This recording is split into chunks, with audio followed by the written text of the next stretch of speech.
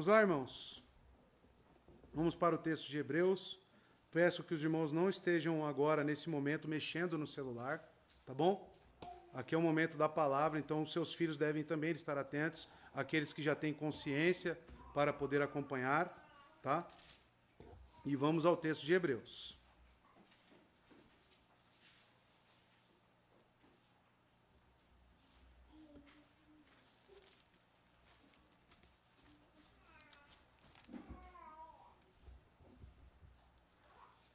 Hebreus capítulo 4, irmãos.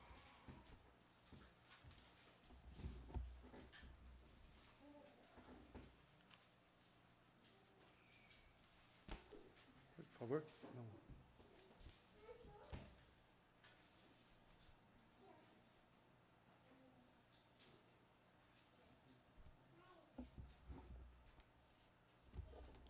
Hebreus 4, do verso 12 ao 13. Primeira leitura na versão King James. Diz o seguinte a palavra de Deus, irmãos. Porque a palavra de Deus é viva e poderosa, e mais aguda do que qualquer espada de dois gumes, penetrando até a divisão da alma e do espírito, e das juntas e medulas, e discerne os pensamentos e intenções do coração. Verso 13. E não há criatura alguma que não se manifeste à sua vista. Porém, todas as coisas estão nuas e abertas aos olhos daquele a quem temos de prestar contas. 2 versos apenas, porém é o que vai nos conectar ao que foi exposto e vai trazer uma conclusão do autor. Vamos orar? Momento importante, que o Espírito Santo traga conversão para aqueles que ainda não creem verdadeiramente em Cristo. A sua palavra é o meio para isso, por isso a importância do seu filho estar atento e você também estar atento à palavra. Porque este é o meio pelo qual Deus resolveu salvar o seu povo, através das Escrituras. Então é um momento sacro aqui que estamos, tá? Mediante a palavra. Vamos orar. Eterno Deus e Pai, eu quero neste momento lhe pedir, Senhor, pela tua graça e pela tua misericórdia, Deus. Pedir que o Senhor, Pai de amor, esteja vindo de encontro aos nossos corações, através da tua palavra. Este é o meio ao qual o Senhor selecionou para se revelar ao seu povo. Que o Senhor traga arrependimento, que o Senhor traga fé, conversões para este povo que ouve, Deus. Que o Senhor traga santificação, porque a sua palavra também nos santifica, ó Deus, para os seus escolhidos, para aqueles que já têm, Deus, a fé em Cristo, mas necessitam, Pai de amor, viver em arrependimento. A sua palavra, Deus, ela é luz, ela realmente expurga de nós todas as raízes da incredulidade e do mal. Tenha misericórdia do seu povo, tenha misericórdia da sua igreja, Pai. Mas que neste momento, as nossas mentes, o nosso coração, esteja totalmente voltado para aquilo que o Senhor tem para nós. Obrigado, Pai. Eu te louvo, eu te agradeço por este momento. Em nome de Jesus que eu oro. Amém.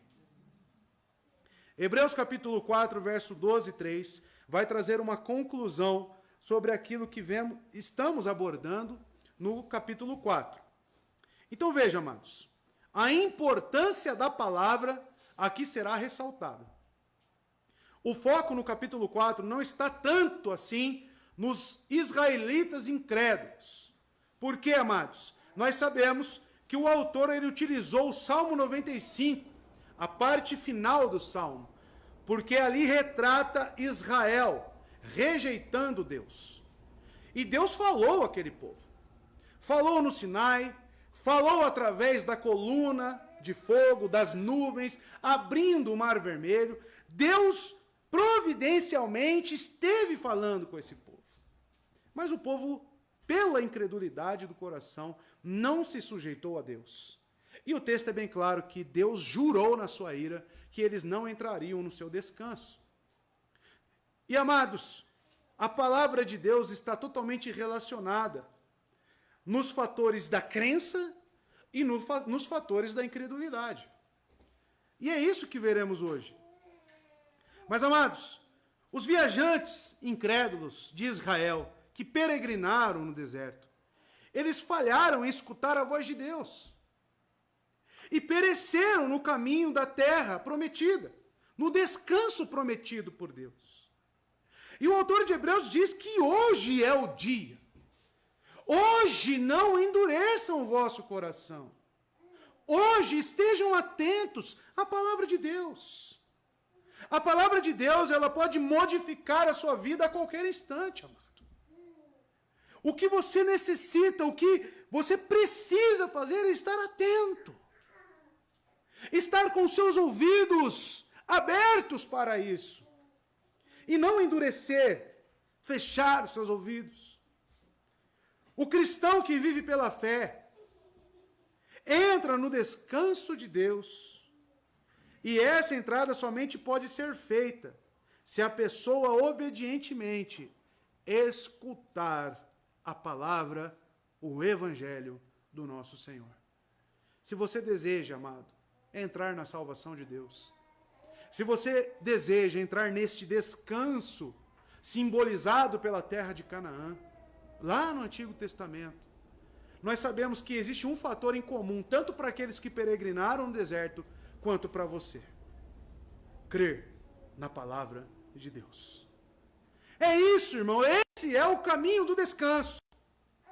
Amados, quando eu digo que ter este livro em mãos é o maior bem que nós podemos ter, ter isso preservado em nossas casas, você entrar numa livraria, poder escolher qual versão que você quer, qual idioma você deseja da Bíblia, isso é o maior bem para nós. É o meio que Deus escolheu para se revelar ao seu povo. Aqui estão contidos os caminhos, aqui estão contidos, irmãos, a sabedoria de Deus, os atributos de Deus, tudo que nós precisamos saber para viver aqui nessa transição, nesse período curto, está na sua palavra. Então, amado, quando você pegar a sua Bíblia para ler, quando você estiver num culto a Deus, onde a sua palavra é ministrada, porque cantamos a palavra, oramos a palavra, meditamos e expomos a palavra, é um momento extremamente especial e único. É um momento onde a sua atenção ela não pode estar dividida com outras coisas. Eu digo sempre aos seminaristas, porque existe um erro dos seminaristas, de encarar um seminário, às vezes, como algo acadêmico apenas. E eu digo a eles, irmãos, encarem o seminário como algo espiritual. Ah, mas pastor, estamos estudando história da igreja. Pois é, irmãos, a história da igreja, ela fala sobre uma igreja que foi fundada por Cristo. E que está aqui recebendo instruções na sua palavra. Tudo que o seminário, tudo que nós venhamos a aprender, que seja em livros, que seja nas confissões, devem obrigatoriamente nos converger à sua palavra. Tudo deve fluir da sua palavra. Então, amados, atenção é algo que nos requer. Eu vejo muitas pessoas que querem ler a Bíblia deitados. Eu vejo muitas pessoas que querem, ao mesmo tempo, ler a Bíblia no celular e conversar no WhatsApp. Amados, não é desta forma, não é este o caminho. Ali estão palavras de eternidade, irmãos. E hoje veremos aqui nesta sessão uma conclusão sobre o descanso eterno. O descanso tanto falado pelo autor, utilizando o Salmo 95. A discussão do autor sobre o descanso de Deus, que é reservado aos crentes. Correto? Porque os incrédulos, ele falou, jurei na minha ira, que não entrarão no meu descanso. Mas o foco da entrada não está realmente na fé que esses homens tiveram, mas sim naquilo que Deus prometeu e como Deus os atraiu a essa fé, pela sua palavra. E nós vemos que o foco do autor está realmente nisto. Veja no verso 12, por exemplo, irmãos, do capítulo 3. Acautelai-vos, irmãos, que nunca haja em qualquer um de vós um coração mau e incrédulo, que se aparte do Deus vivo. Amados, o principal caminho para se apartar do Deus vivo é como? Se apartando da sua orientação, dos seus ensinos, de como devemos agir, proceder. Amados, a conta ela é sempre a mesma. As pessoas às vezes que vêm até mim, pastor, minha vida está um caco, minha vida está difícil, né? Eu não consigo isso, eu não consigo aquilo outro, tudo está ruindo ao meu redor. E quando envolve pecados, porque as coisas podem ruir, mesmo sem envolver pecados, por providência divina. Mas quando envolve pecados, a conta sempre é a mesma. A pessoa se apartou das Escrituras. A pessoa se apartou dos ensinos de Deus. Por que isso, pastor? Porque a palavra diz que as Escrituras é luz para os nossos pés. Como devemos e podemos tomar boas decisões em nossas vidas? Pastor, eu não sei o que fazer, eu não sei como agir. Você deve buscar orientação nas Escrituras. Se as Escrituras nos dizem que a palavra é luz para os nossos pés, ela está querendo dizer que ela vai nos orientar ao melhor caminho. Como não tropeçar? Através das Escrituras. Então, amados, o autor ele tem esse foco. E é possível, aqui existe uma possibilidade do verso 12 e 13, até mesmo, principalmente o 12, de ser um poema da época. E o autor ele faz uso desse poema, assim como Paulo também faz uso de pensamentos, né, dos filósofos da época, e aplica isso para fins bíblicos. E não tem problema algum quanto a isso. Então veja, amados, mas o efeito aqui desses dois versículos, que é o que devemos prestar atenção, é para dar uma conclusão de como realmente aqueles que creram na palavra de Deus entraram no descanso. E para isso, o autor vai apelar para a natureza e autoridade das Escrituras. Então, natureza e autoridade das Escrituras. E também, esse texto e essa sessão, vocês devem estar pensando, nossa, por que só 2 versos hoje? Porque a partir do verso 14, nós começaremos a falar sobre o sumo sacerdócio de Cristo. E, inclusive, o capítulo 5 já também vai continuar neste pensamento, na exposição do autor. Tá? Então, por isso, apenas 2 versos. Para compreender melhor, vamos entrar no verso 12. Utilizarei aqui a King James atualizada, tá bom? Verso 12, diz o seguinte: porquanto a palavra de Deus é viva e eficaz, mais cortante que qualquer espada de 2 gumes, capaz de penetrar até o ponto de dividir a alma e espírito, juntas e medula, e é sensível para perceber os pensamentos e intenções do coração.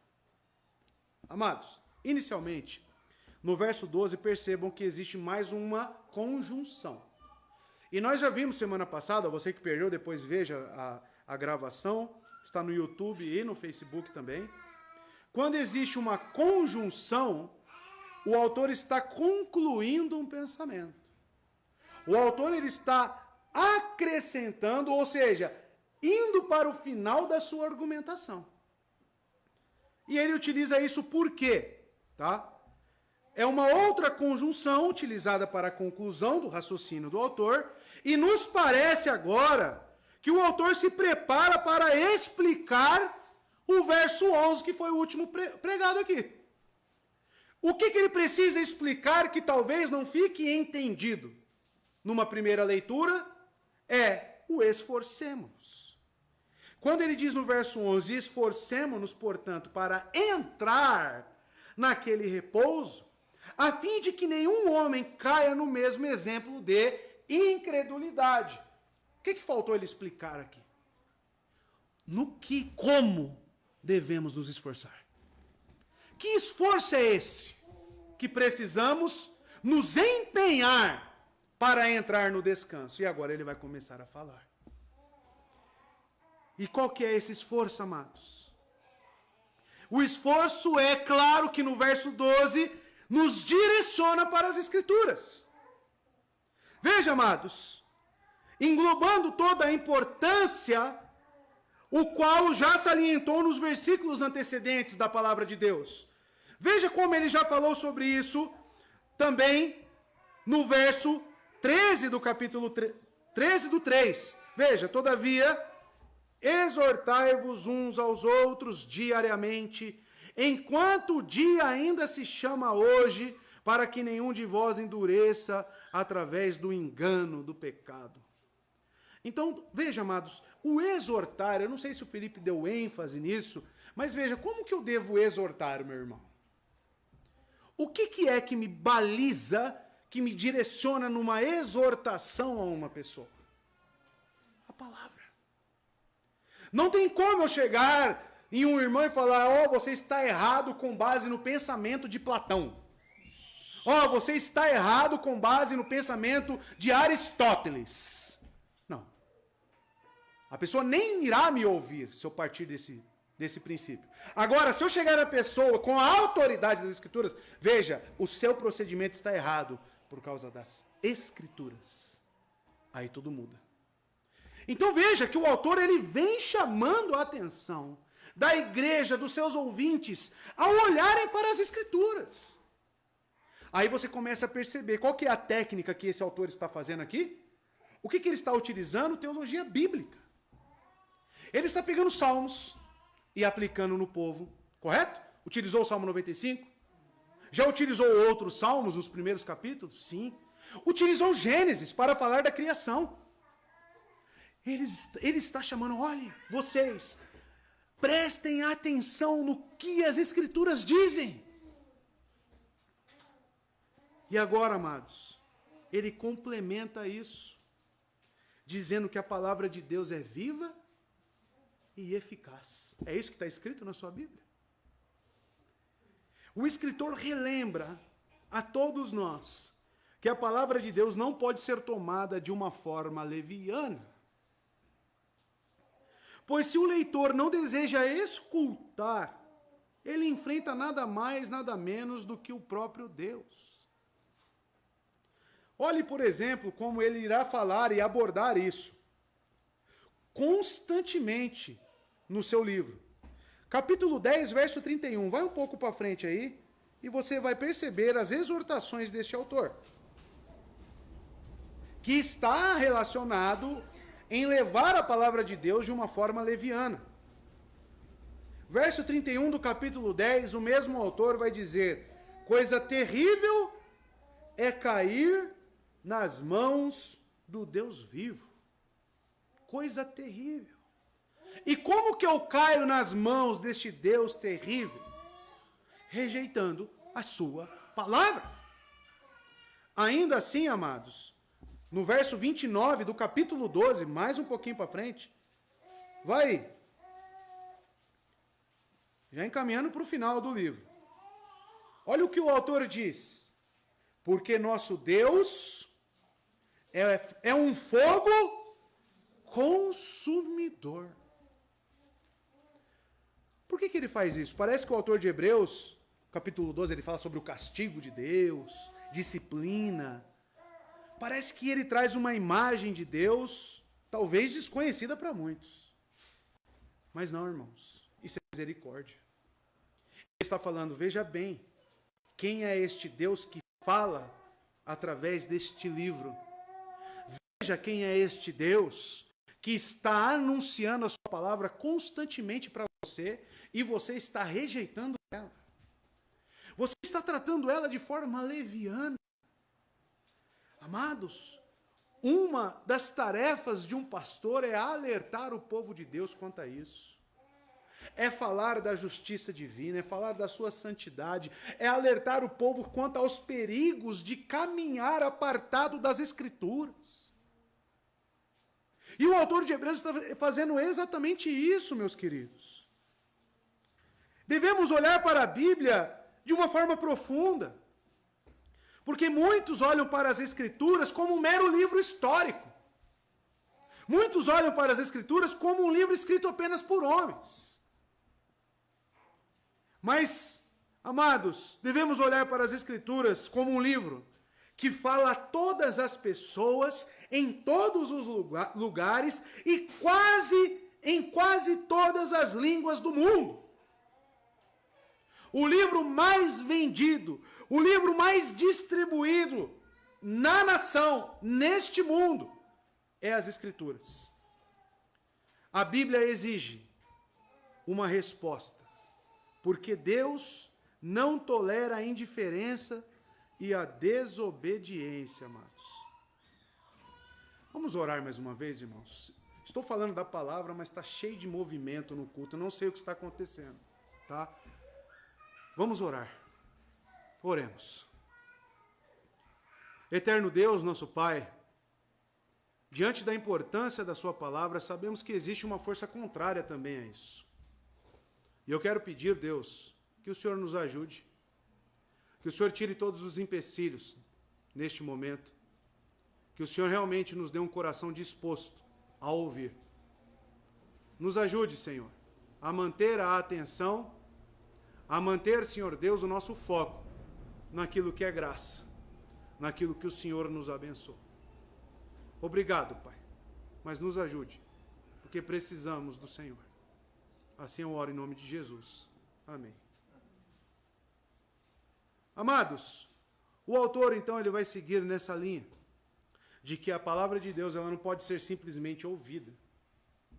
Existe uma diferença entre você apenas escutar, ouvir e realmente absorver o que está sendo falado. Você parar ali e realmente querer aprender com aquilo. Existe uma grande diferença. Eu trabalhei muito tempo, irmãos, em fábrica. E constantemente estavam recebendo novos funcionários. Sabe qual eram os melhores funcionários, irmãos? Aqueles que iniciavam cru, aqueles que não vinham com arrogância, e aqueles que aprendiam com os outros que eram mais experientes. Eles paravam ali e era nítida a diferença. A pessoa parava, não, me ensina, me mostra. Como que eu faço isso? Como que eu faço aquilo? E ela ia anotando, ela ia se interessando por aquilo.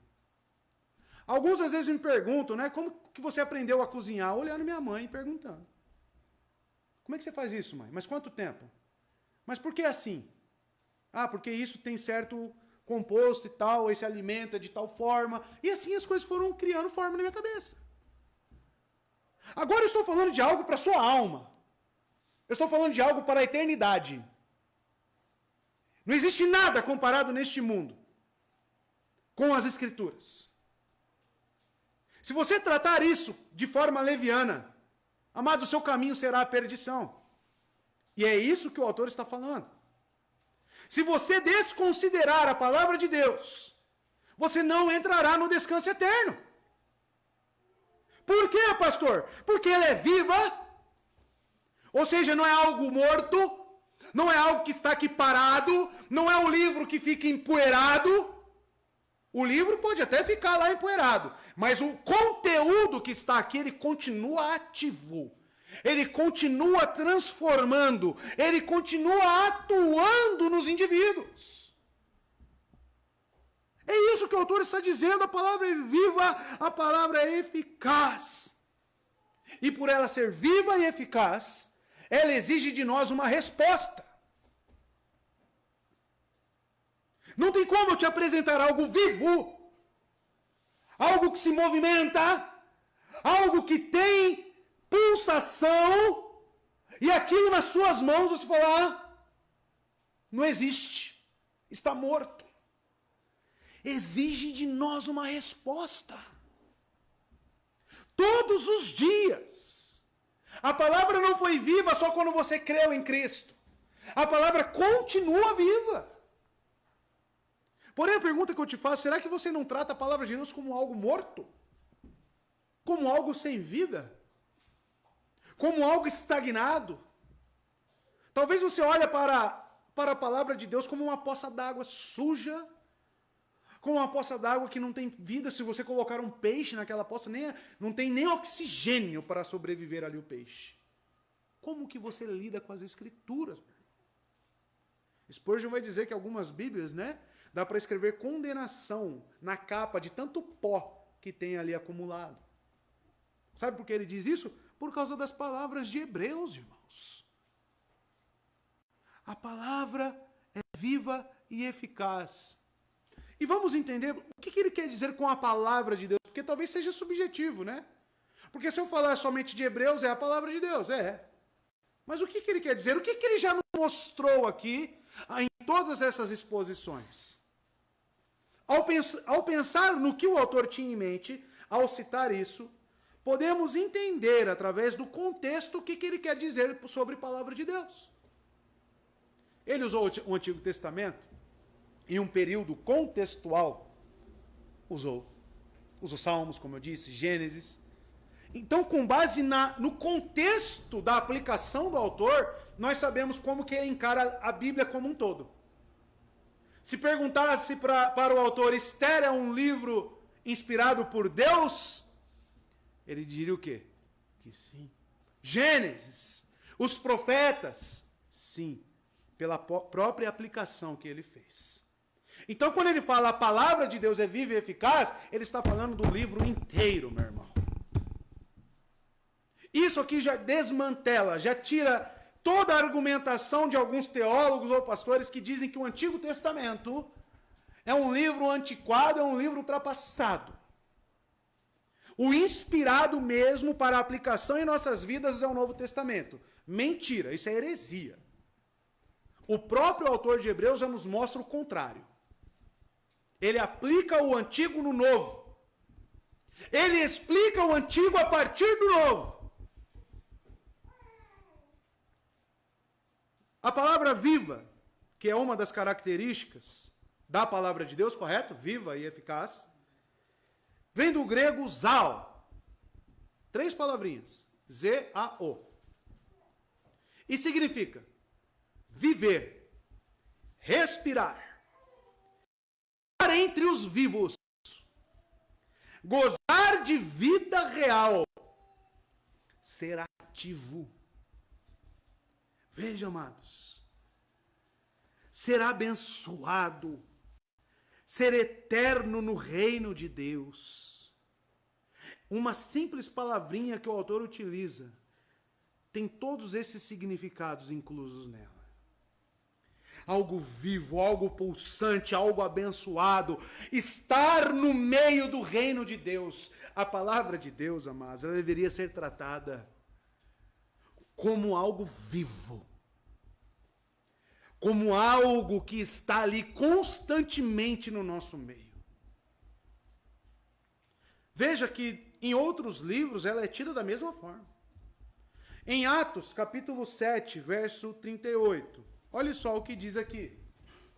Ele estava na congregação no deserto falando sobre Moisés, tá? Com o anjo que lhe falava no Monte Sinai e com os nossos antepassados. E recebeu palavras vivas para transmiti-las a nós.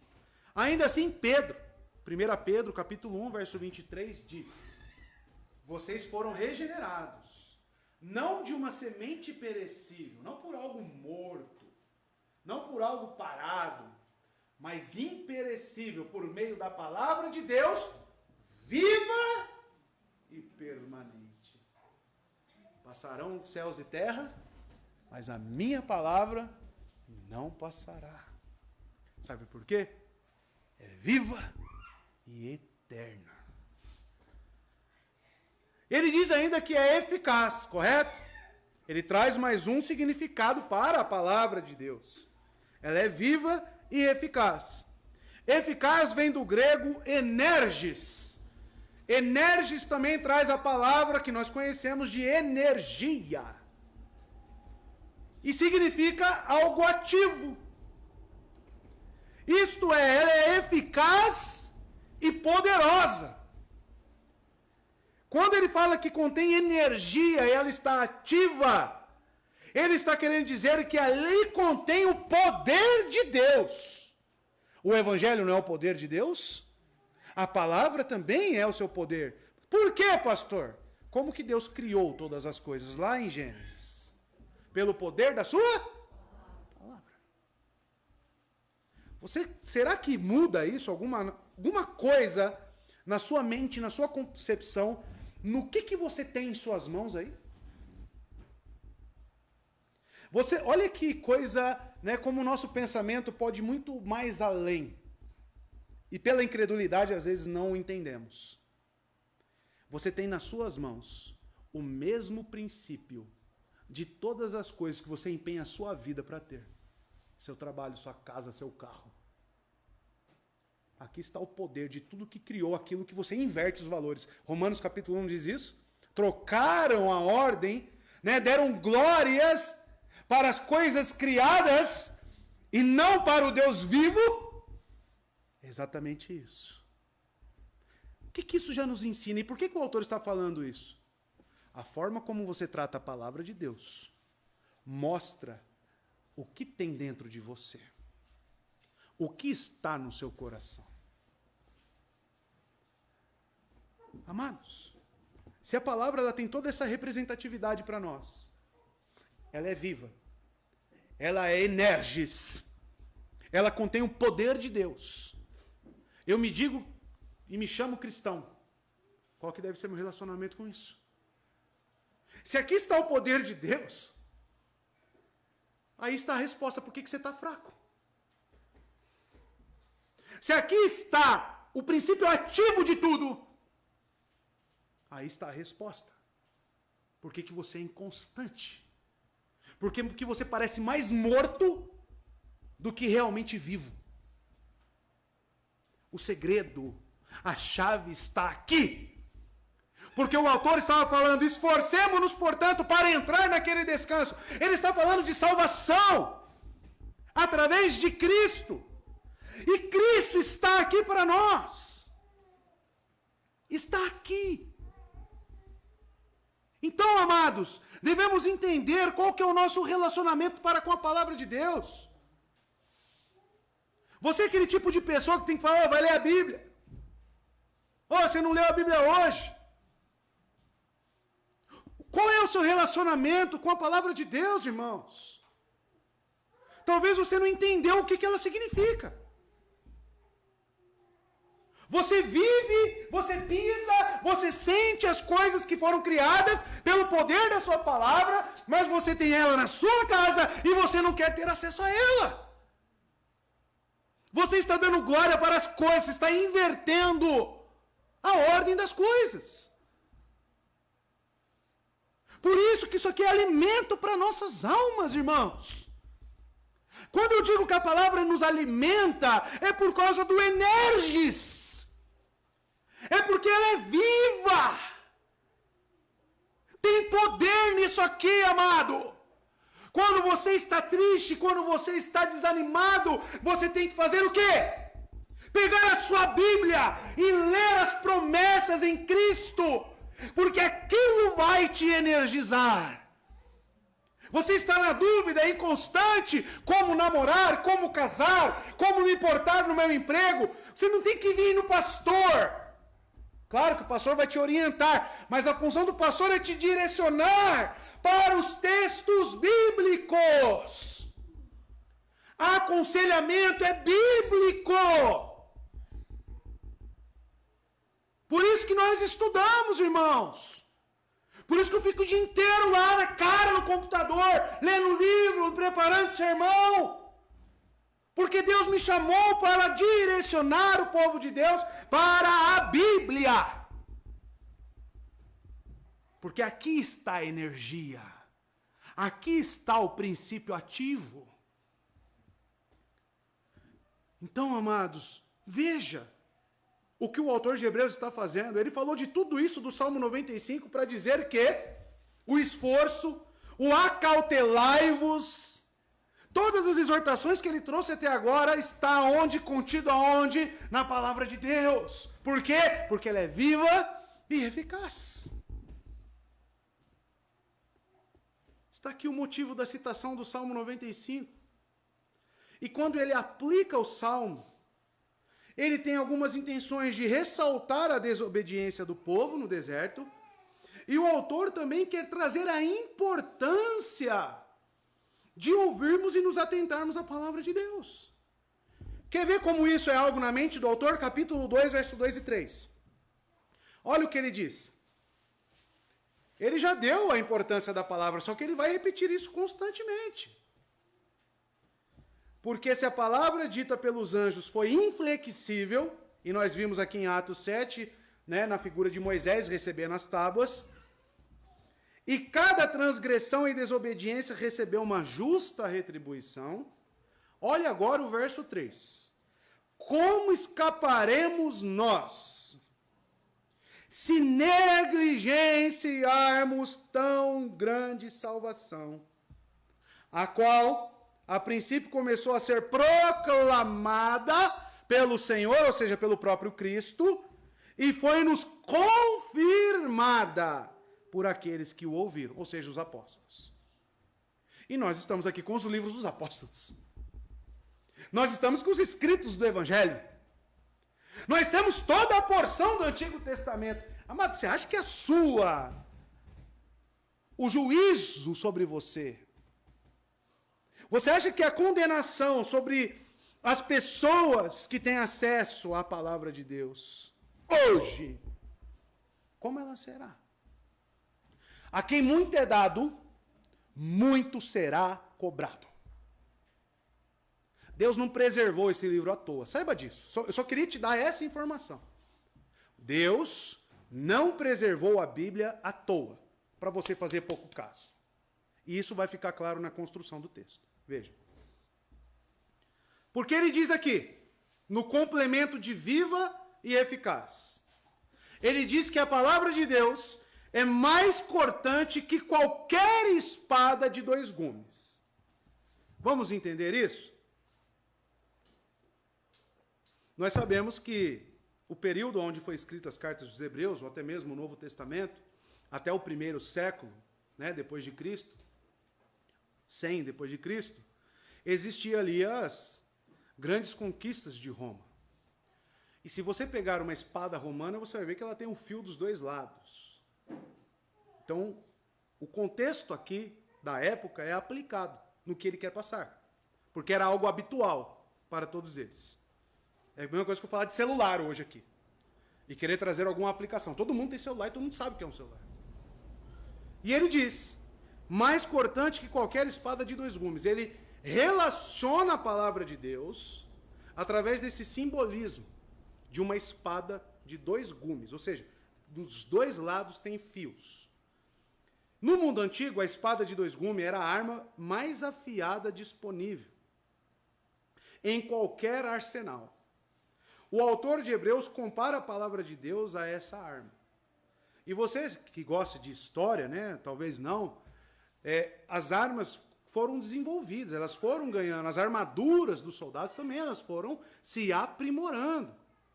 Para chegar naquela espada dos romanos, teve muitas outras que fracassaram. E os ferreiros, eles foram desenvolvendo. Né? A ponta, o formato, tudo tem um porquê. Irmão.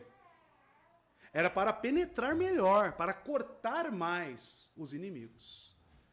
O autor pega essa imagem, esse simbolismo da espada, porque todo mundo sabia, e aplica e fala que a palavra de Deus é como e é mais cortante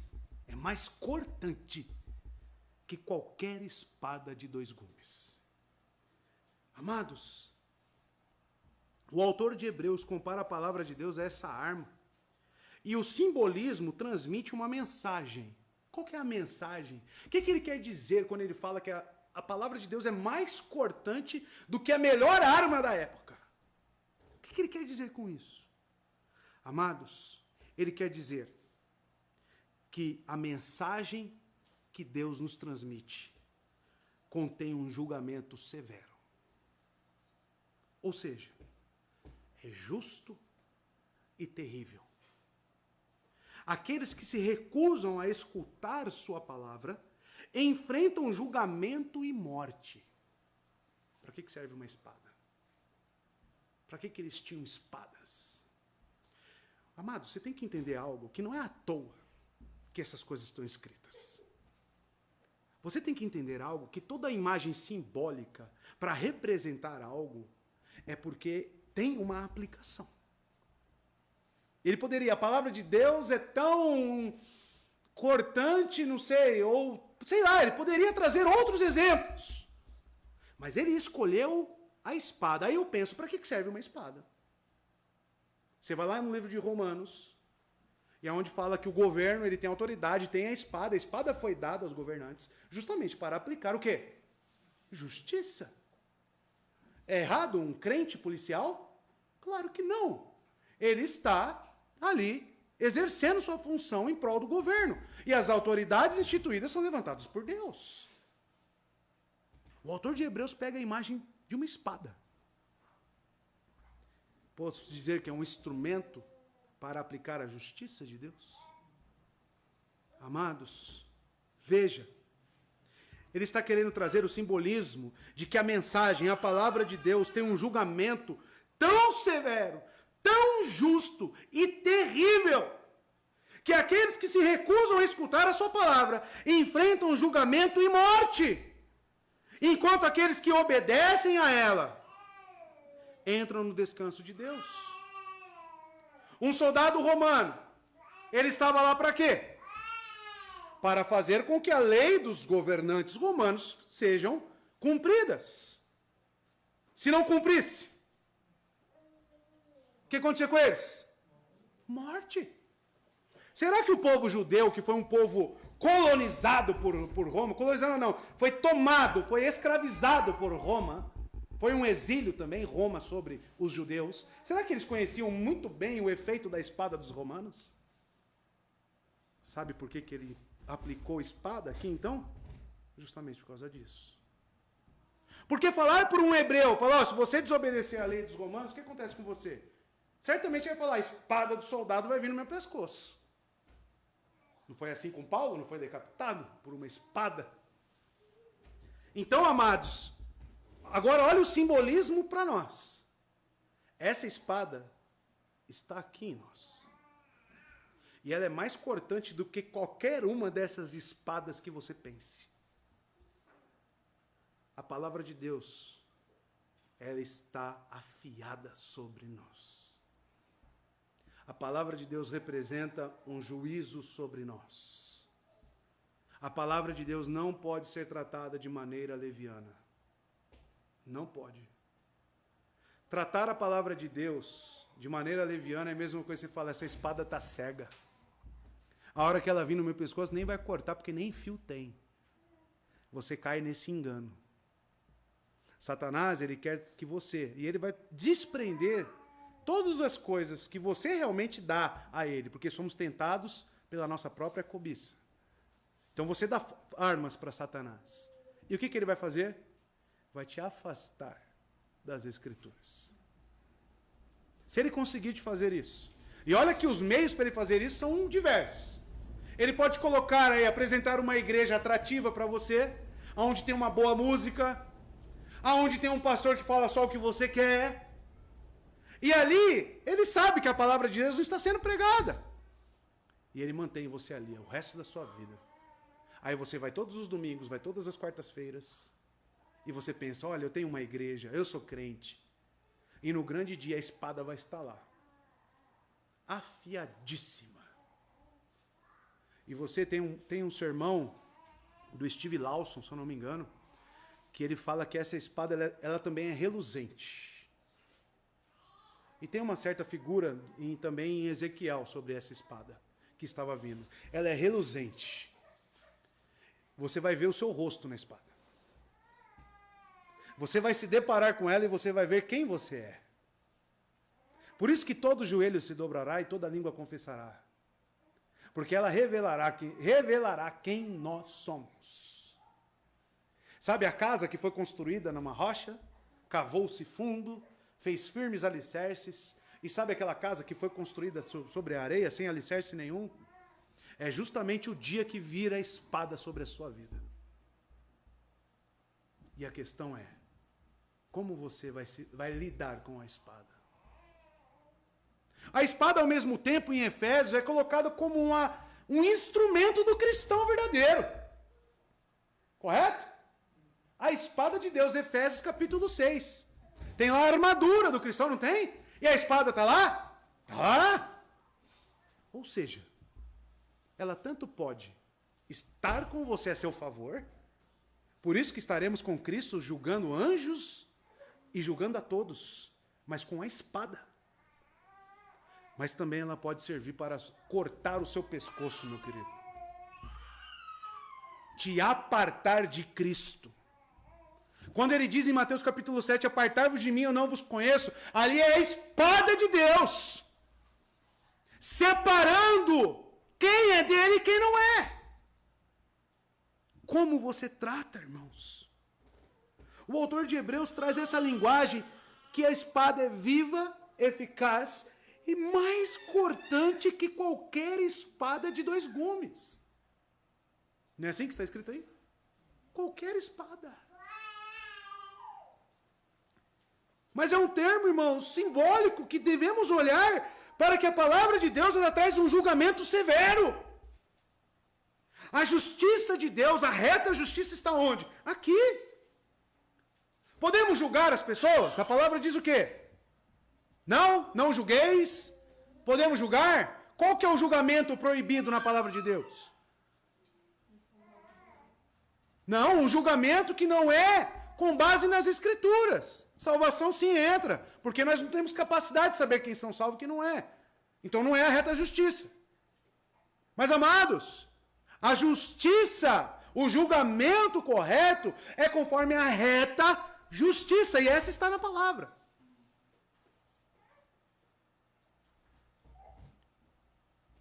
Então perceba que a espada, ela tem um caráter ambíguo. Por que ambíguo? Amados, ao mesmo tempo que ela fala que ela pode salvar, entrar no descanso, ao mesmo tempo ela pode te banir do descanso. Vocês estão entendendo o autor falando do Salmo 95, agora falando da espada? Porque o último verso foi esforcemos no quê? Como? A palavra. Ele está chamando a nossa atenção dizendo que o fato dela ser viva, eficaz e mais cortante que qualquer espada é um fator determinante da nossa entrada ou não no descanso de Deus. Amados, se o chamado eficaz de Deus para a salvação é mediante a palavra, você acha que esse sentimento pela palavra, ele não vai existir num cristão, irmão? É impossível você ser um crente, anota essa aí, meu querido. É impossível você ser um crente e não amar as escrituras. É impossível você ser um crente e não ter prazer nas escrituras. Sendo que ela é o que nos santifica, ela é o que nos salva, e aqui ele está falando que é o meio ao qual nós devemos nos esforçar. Ele não está querendo dizer que é fácil, que você não vai ter dificuldade em buscar nela, estar nela. Por isso que ele utiliza a palavra esforço. Esforço. Mas esforço não significa que você não tem prazer e sentimento por ela. Ele está falando, sim, você tem sentimento, mas é difícil para você.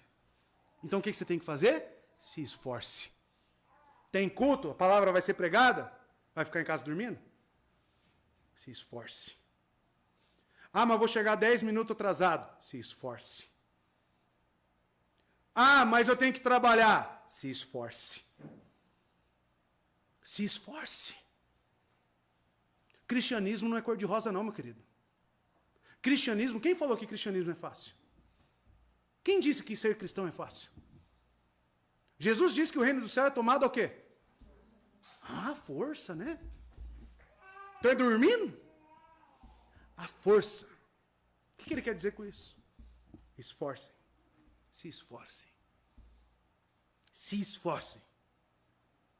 E ele continua dizendo, ela penetra até o ponto de dividir a alma e espírito. Aqui tem um texto problemático. Já ouviu falar em tricotomia? Já ouviu? Dicotomia? Os tricótomos, eles utilizam esse texto para embasar a sua argumentação. Pergunto a você, qual que é a luz dos reformadores? Contexto tem que ser levado em conta? O autor está falando sobre a composição do homem na criação? O autor está tratando de antropologia aqui? É isso que ele está tratando? Qual que é o contexto? Se não é esse, de falar da constituição do homem, eu posso criar uma doutrina em cima desse texto? Não posso, irmão. Isso é claro. O ponto aqui que está sendo tratado é a eficácia e o poder da palavra de Deus. A sua importância. Isso sim. Eu posso utilizar esses textos para embasar doutrinas das Escrituras. Aí sim. E ele está querendo dizer que a palavra ela tem um poder de penetração a ponto de dividir a alma e espírito. Então vamos lá. Eu não acredito que o autor aqui, por esse contexto, esteja ensinando a doutrina de que o homem consiste de corpo, alma e espírito. Tricotomia. É claro que podemos fazer algum tipo de distinção entre alma e espírito. Se nós formos estudar antropologia, dá para distinguir algumas coisas. Tá? Mas eu não vou entrar nisso porque não é meu foco, eu vou perder muito tempo aqui com isso. Deixa para EBD. É claro que podemos fazer algum tipo de distinção então, irmãos. Porém, aqui o autor não faz tal distinção. Não é a intenção dele. Ele fala em termos dos efeitos da palavra de Deus e quão perscrutadora ela é. Correto? Não é isso que ele está falando? Então, ponto. Se cale aonde as Escrituras se calam. E ele fala, a ponto de dividir alma e espírito. Veja como ele não está tratando dessa doutrina em específico. Porque ele fala juntas e medulas. E além do mais, ele fala dos pensamentos. Então veja que o foco dele não é falar sobre tricotomia, dicotomia. Ele quer falar sobre o poder da palavra.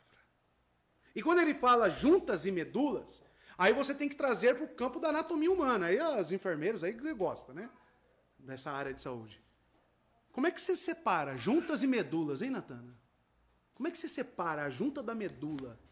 Eu sei que tem medula no espinhaço aqui do caboclo, né? O espinhaço tem ali a medula. Como é que separa? Dá para tirar a medula do camarada? Não sou profissional da área, mas sei que vai dar muito trabalho, né? E se for fazer isso, precisa de um instrumento cortante e, ó, afiado. Quem é capaz de dividir a alma e espírito, irmãos? Juntas e medulas. O autor usa o simbolismo para dizer que o homem ordinariamente não divide. A palavra de Deus é quem o separa totalmente. Ele está querendo dizer que a palavra de Deus é superior a qualquer outro instrumento que o homem tenha.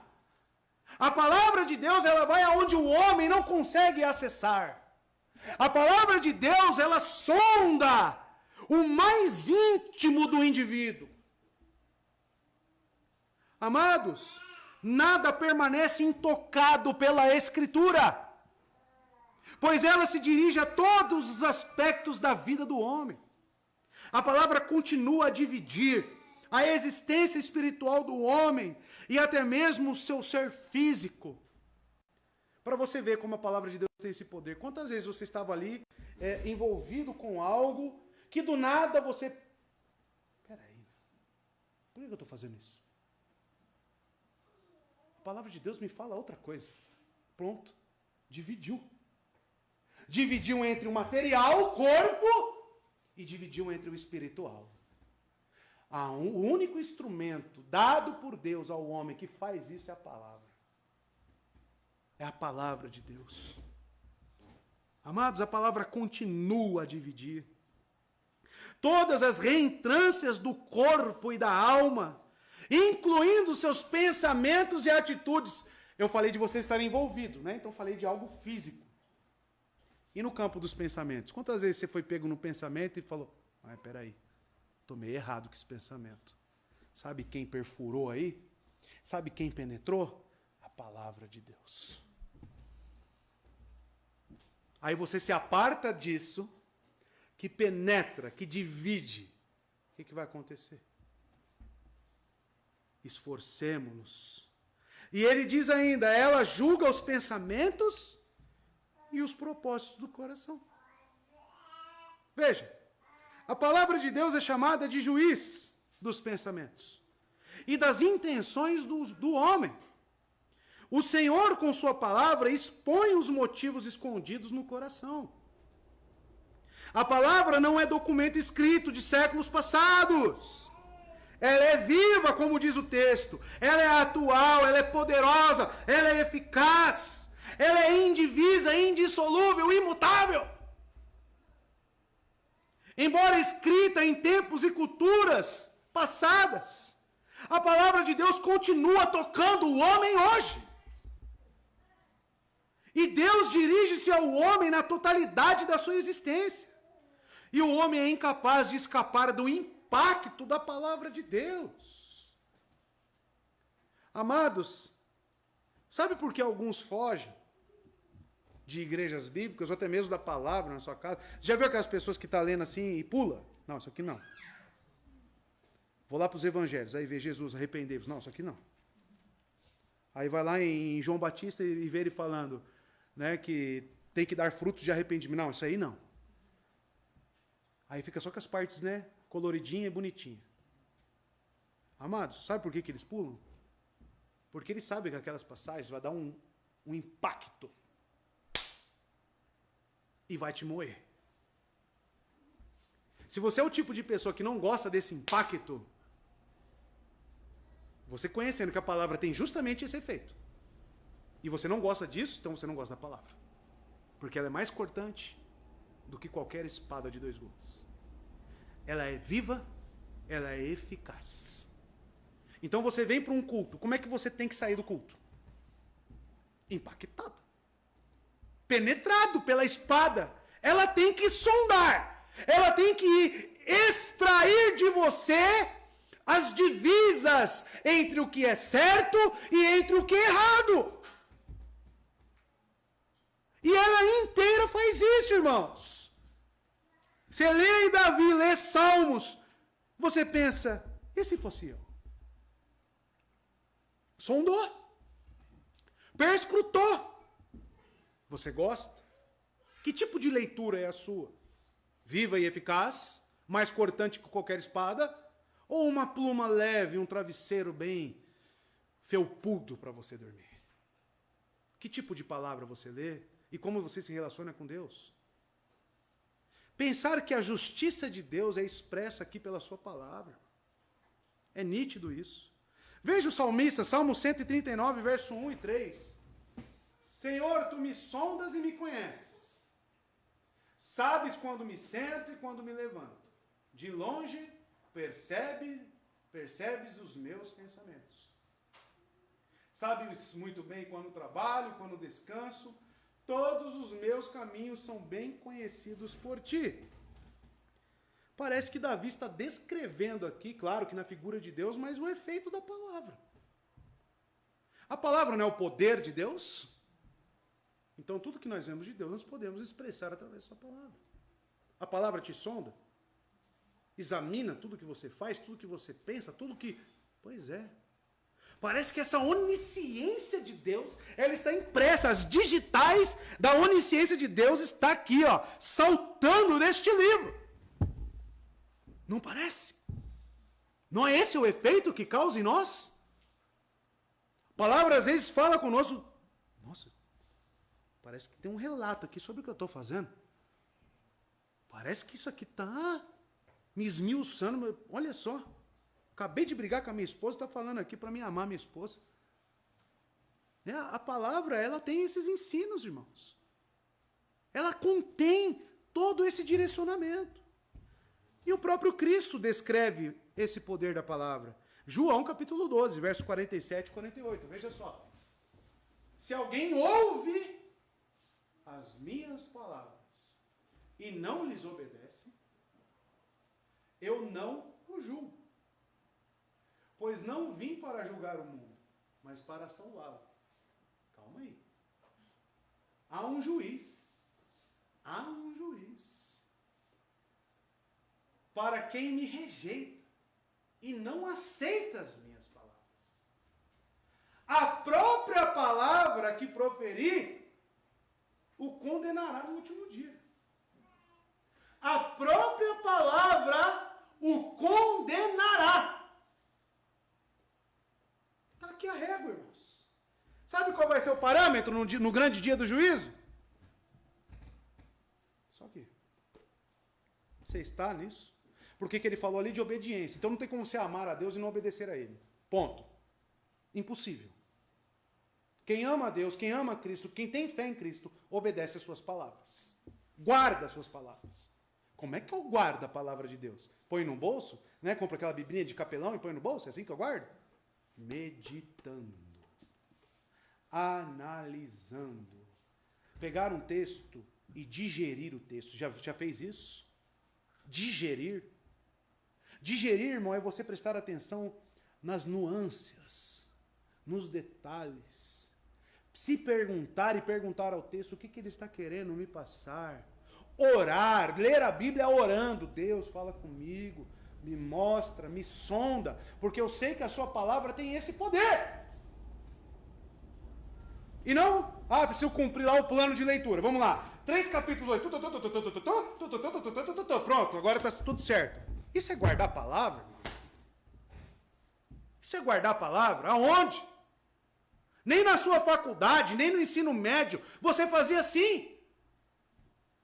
Se tinha uma prova importante que não era com consulta, aí você ficava lá, o coração quase saindo pela boca, né? Prova. Aí não tinha nada anotado, pegava o caderno dos estudiosos, não era assim? Me empresta o caderno aí. Para quê? Para ler. Para digerir. Aí você quer ser salvo, quer entrar no descanso. E lê capítulo 1 de Gênesis, genealogia, pula. Não quero. Busca, irmão. Pega a genealogia e vai atrás do significado dos nomes, o que significa no hebraico. Veja a vida daquela pessoa que foi citada e o que ela te ensina. Nossa, pastor, mas é tanto nome. Irmão, o reino do céu não é para preguiçoso, não, irmão. O que ele disse aqui? Esforcemo-nos. Esforcemo-nos. Pastor, eu não consigo nem orar direito. Ora. Se esforce. Ninguém disse que é fácil. A palavra esforço está para dificuldade, não para facilidade. Tá? Então devemos saber que o poder de Deus, o seu juízo e até mesmo a sua redenção está contido aqui. Paulo escreve aos Coríntios que sua pregação é como cheiro de morte para uns. Já leram isso? A sua pregação é como cheiro de morte. E fragrância de vida para outros. Sabe onde está escrito isso? 2 Coríntios capítulo 2, verso 16. Por que para uns é cheiro de morte e para outros fragrância de vida? E Calvino observa que Deus nunca promete salvação em Cristo, sem pronunciar, por outro lado, a vingança sobre os incrédulos que rejeitarem Cristo. Esses trazem morte sobre si mesmos. É o cheiro da morte. Estão entendendo por que ele utilizou o Salmo 95?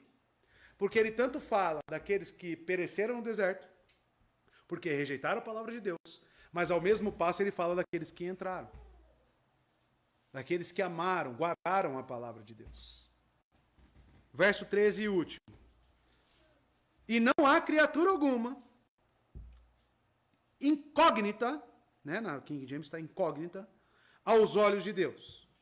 Absolutamente tudo está descoberto e às claras diante daquele a quem deveremos prestar contas. Tem um teor de juízo aqui ou não? Você não precisa forçar o texto, irmãos. O texto fala por si só. O texto diz: e não há criatura alguma que não se manifeste à sua vista. Ou seja, perceba que o autor do verso 12 para o 13, por isso que o livro de Hebreus não dá para você pegar grandes sessões, você tem que ir a doses homeopáticas, porque ele faz muitas alternâncias. Ele vai sair disso para o sacerdócio de Cristo, hein?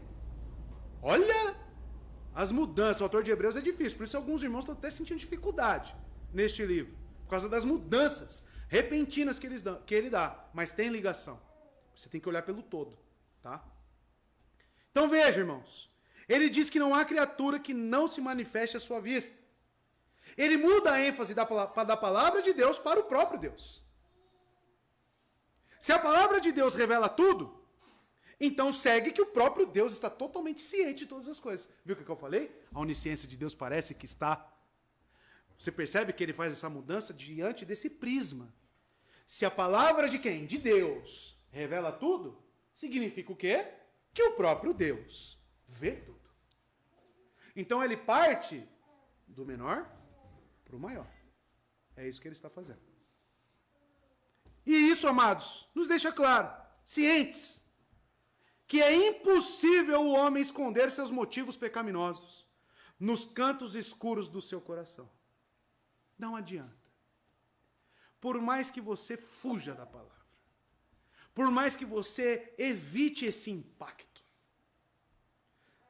Uma certa pessoa, irmãos, conhece a nossa igreja, conhece como nós expomos a palavra, e não quer de jeito nenhum estar aqui, porque sabe que vai ser confrontado. Mas as coisas começaram a dar errado na vida dessa pessoa e ela quer um aconselhamento. Falei para minha esposa, será que ela está disposta, essa pessoa está disposta a ouvir o que eu tenho para falar? Eu não, né? As Escrituras. Então, amado, não venha me pedir aconselhamento, sendo que você vai vir com aquele argumento que é corriqueiro também, tá? É corriqueiro. Ah, eu sei, pastor. A pessoa vem pedindo aconselhamento. Ah, eu falo o que as Escrituras dizem. Eu falo, mas isso eu já sei. Eu falei, o que você quer de mim? Então você está procurando a pessoa errada. A pessoa ela vem para ouvir o que ela quer ouvir. Ela quer um ombro para apoiar ela nas suas atitudes contrárias à palavra. Se você quer isso de mim, irmão, nem perca o seu tempo. Nem perca o seu tempo. Porque a minha regra de conduta, de fé, de prática, está aqui, diante de nós. Por isso que devemos buscar a exortação mútua, como diz o livro de Hebreus, na palavra. Agora não venha querer consolo, né, de achismo, né, de complacência com erros, que isso você não vai encontrar aqui nesta igreja. E o autor fala isso. Que Deus é absoluto sobre tudo, e Ele está enxergando todos. Ele está enxergando todos os seus pecados. Quando instalou as câmeras aqui, irmãos, eu fiquei falando com a minha esposa, olha só, né? Dá para ver tudo eles lá. Aí eu falei para ela, imagina que Deus, Ele tem essa câmera. Mas essa câmera de Deus, ela vai, sai aqueles balãozinhos no desenho, sabe? Dos seus pensamentos. Você já pensou aqui?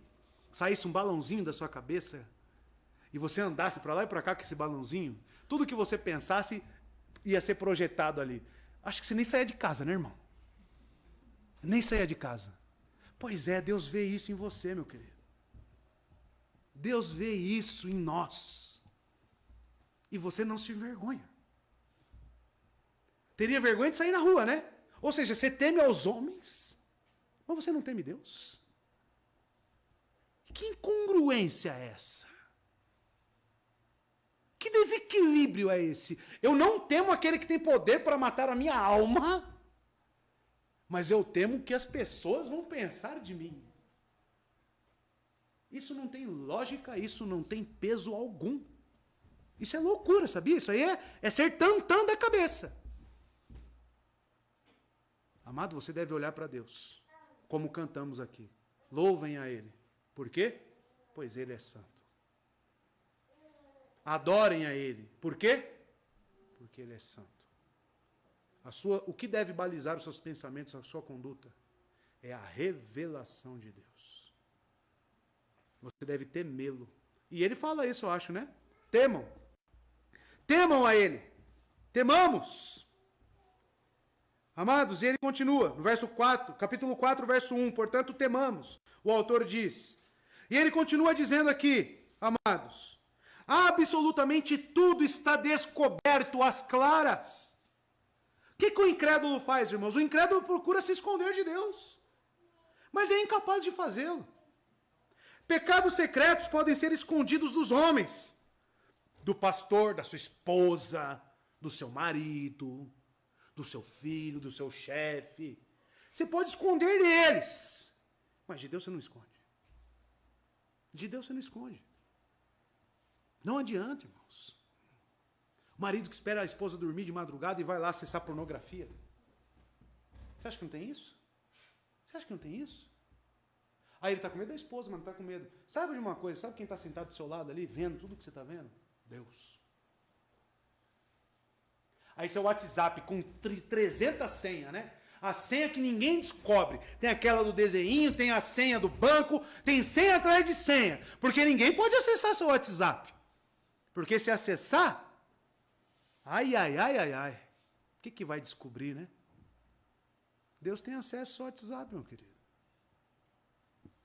A palavra cortante, mais do que qualquer espada. É dele, tá? A palavra, não é minha, não.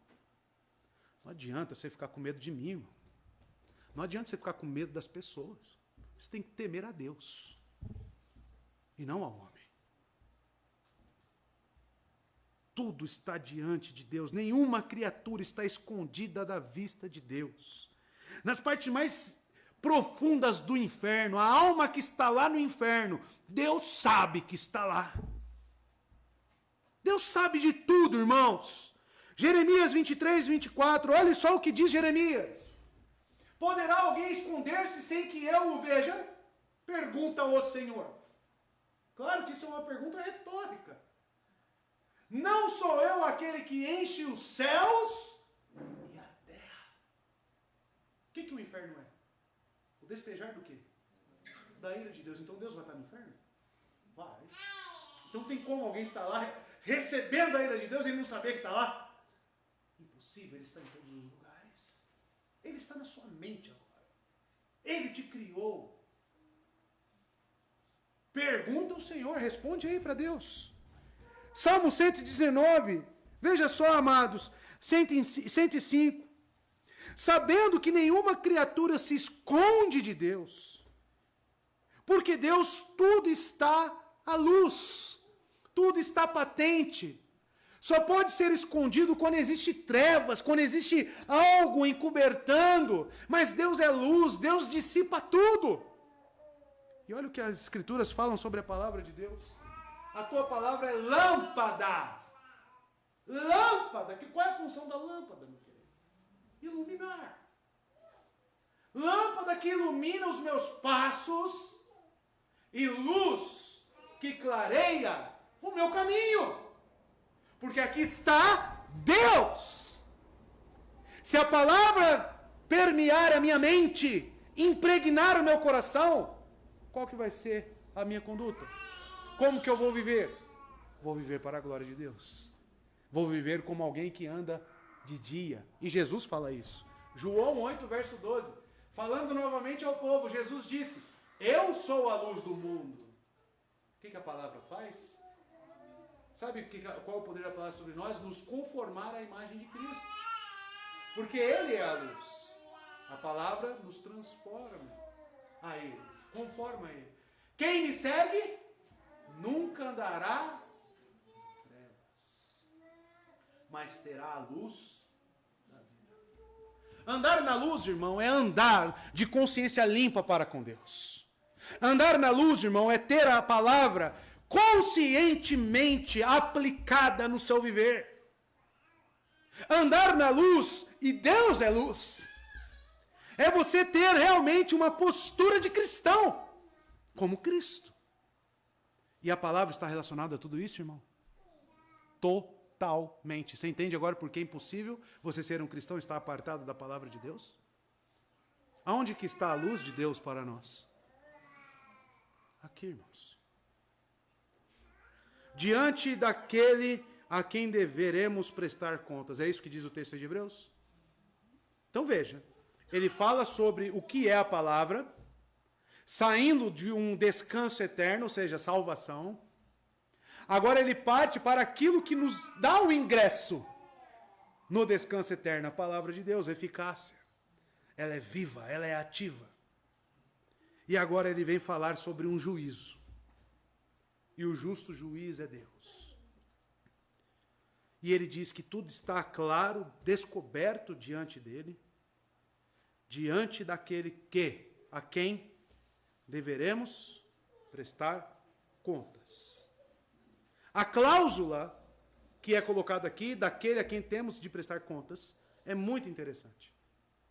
Os livros devem ser examinados, todas as contas, pagamentos, recibos devem ser entregues para o exame.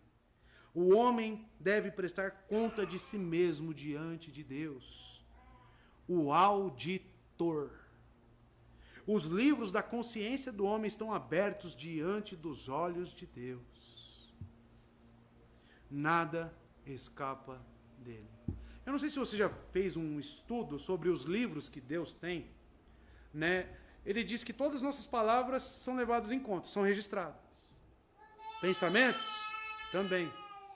Lamentações? Choro? Também. O que isso quer nos dizer? Que Deus tem um registro completo. Sabe a capivara? Puxaram minha capivara. Só a capivara já existe, meu querido. Os mais novos que não vão entender esse termo, né? É puxar ali se o camarada está devendo alguma coisa, né? Geralmente pedem lá na entrevista de emprego, né, esse registro aí de antecedentes criminais. Aí você tem que ir atrás. É puxar a capivara isso. Deus tem a sua capivara. Deus tem o seu registro. Mas não é só de antecedentes, né, físicos, não. É de seus pensamentos. Suas palavras. O texto quer dizer que existe alguém que deveremos prestar contas. Para quem que você presta contas?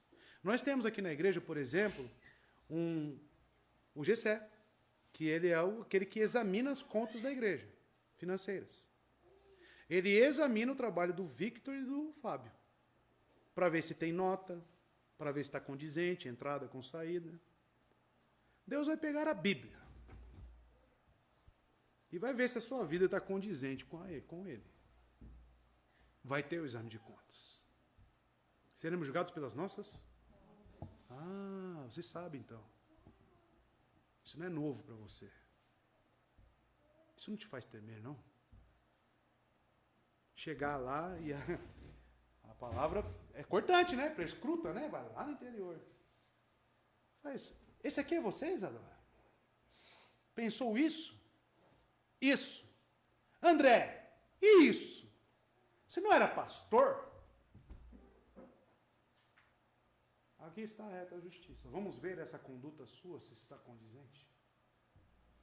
Amado, vai ter a prestação de contas. Por isso que a Bíblia tem como eu devo ser um bom marido? Lá fala na Bíblia? Fala. Uma boa esposa? Fala. Um bom aluno, um bom empregado? Fala. Um bom filho? Fala. Sabe por que tem tudo isso? Por causa da prestação de contas. Vai ter, querido. Esteja certo, o texto está dizendo. Absolutamente tudo está descoberto às claras, ou seja, ele tem um relatório completo diante daquele a quem deveremos prestar contas. E pode ser hoje, porque após a morte vem prestação de contas. Pode ser amanhã, não sei. Talvez se der mais tempo para você, essa conta só vai piorar, né? Cada vez mais fica no negativo. Se você não estiver em Cristo. Mas existirá a prestação de contas. Isso é o quê? Um prenúncio do juízo. E ele está falando sobre a palavra de Deus no verso 12, e agora está falando de Deus, e está falando de um juízo. Assim como ele falou de um povo que foi favorecido por Deus, andou no deserto, Deus mandou chuva, Deus mandou tudo para aquele povo. Tudo. Roupas que não gastavam, tudo. E eles não creram na sua palavra. Assim como nós hoje. Recebemos tudo da parte de Deus. E esse tudo será levado em conta contra nós. Se não fizermos bom uso da sua palavra, da sua benevolência. Ele enviou o seu filho para morrer no seu lugar. E aí? Amados, quando eu olho para Deus, o seu plano redentivo, eu olho para Ele e digo, Deus, não existe mais nada para o Senhor fazer. A humanidade está em completo débito com o Senhor. Se o Senhor mandar qualquer um para o inferno, eu vou dizer, até mesmo eu, o Senhor está certo. O Senhor está correto. E se me salvar, eu falo, eu não mereço. Eu não mereço. Mas essa prestação de contas, irmãos, vai ser colocada em Cristo. Porque Ele é aquele que nos justifica, mas também nos conforma para andar como Ele andou. Conclusão. O autor praticamente usou 2 capítulos para exortar a igreja.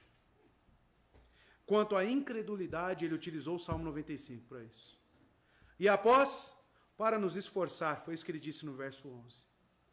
E nesta conclusão, do verso 12 e 13, nos é mostrado o caminho. Como devemos caminhar? Pela palavra.